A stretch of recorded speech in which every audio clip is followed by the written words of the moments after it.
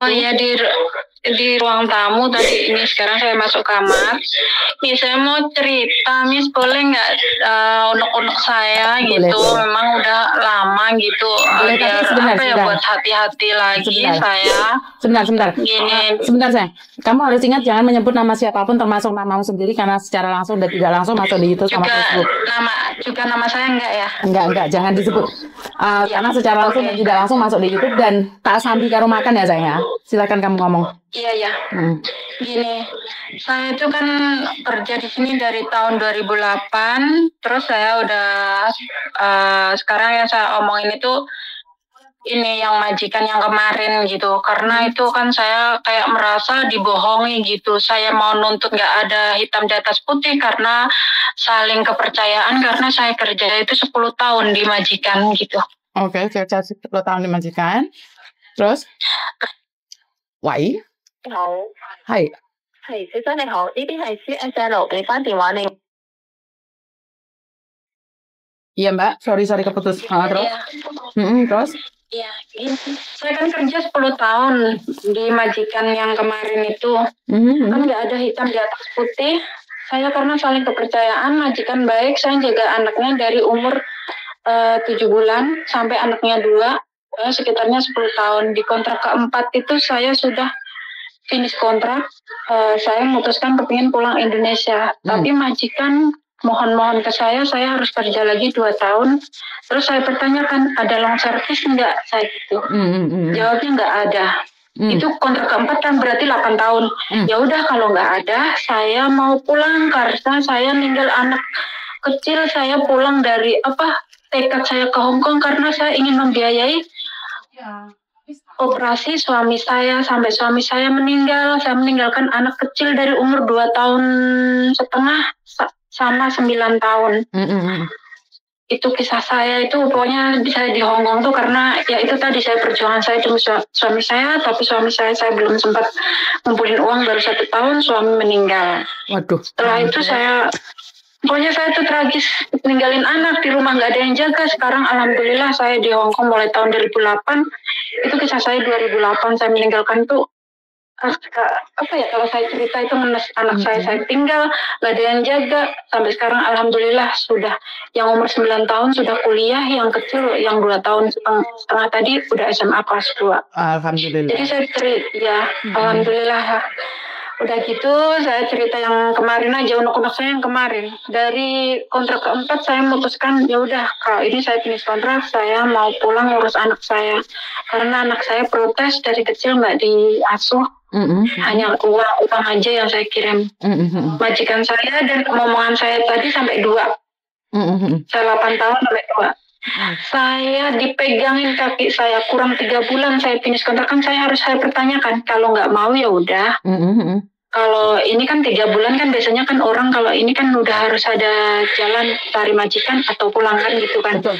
Putusan jadi 3 bulan itu saya pertanyakan, jawabnya dia mohon nangis, Cece jangan pulang. Akhirnya saya dirayu-rayu tahun 2019 suruh kerja lagi 2 tahun. Saya tanyakan ada long service enggak ada. Ya sudah, saya pulang. Tapi besoknya lagi nangis lagi, saya nggak mau, anak saya masih kecil, tolong kerja lagi 2 tahun lagi.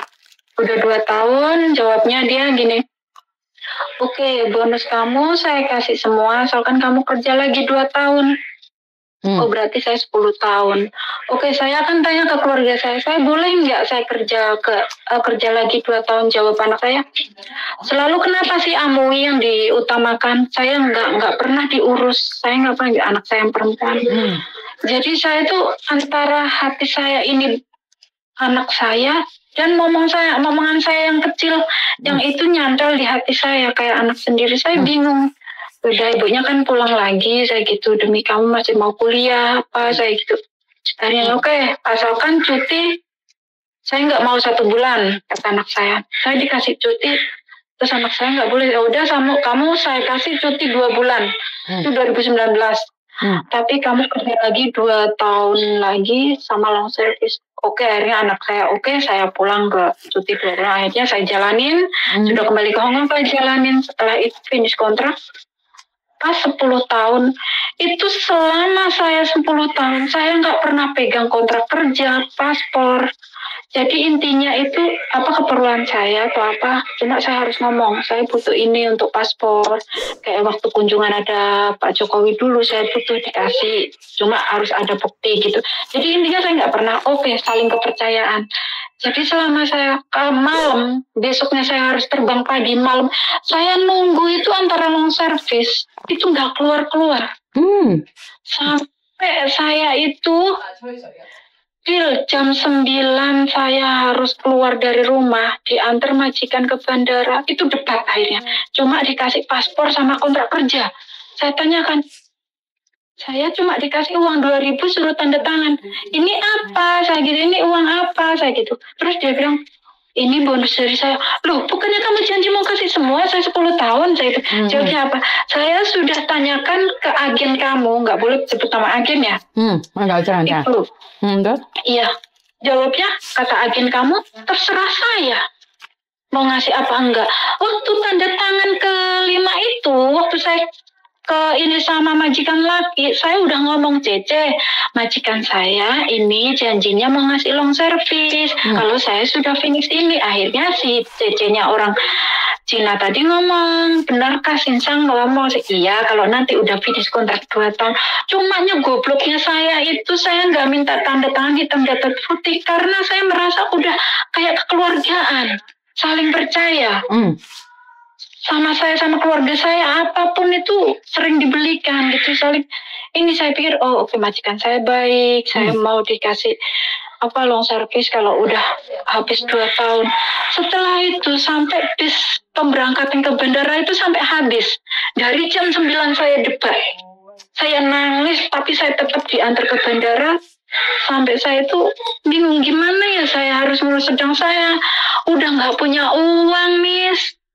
Pulang ke Indonesia diantar ke bandara tuh cuma pegang 2.000. Saya bingung sampai rumah gimana.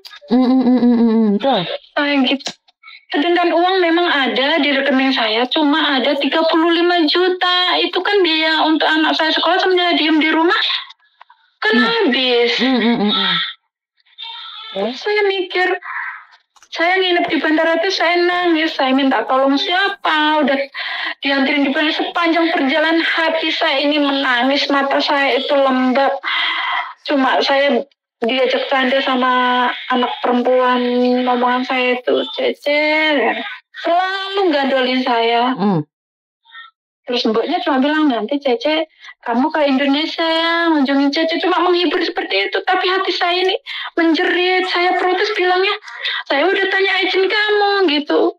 Jadi sepanjang perjalanan ke bandara, gelisah hati saya bingung gimana. Terus saya tanya-tanya, harus disuruh nuntut, tapi sama yang nuntut, saya nuntut ke siapa? Ke labor, nanti malah saya kehabisan waktu di Hong Kong, ngurus ini dan itu kan saya nanti malah imbasnya OS ya. Betul. Kalau saya ini. Terus saya bingung di bandara, saya menangis. Ya Allah, saya cuma pegang uang 2.000. Gimana saya merenung gimana ini masa depan anak saya. Saya punya tanggung jawab besar, titipan almarhum ini gimana saya gitu. Cuma ada uang 35 juta.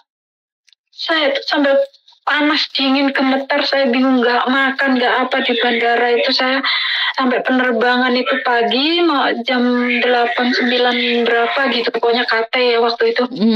Udah itu tanggal 3 bulan Juli 2019 itu pemberangkatan.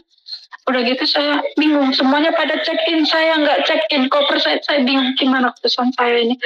Terus akhirnya saya memutuskan sampai jam 10 siang. Teman-teman sudah terbang, nggak tahu nyampe mana, saya sampai 10 siang.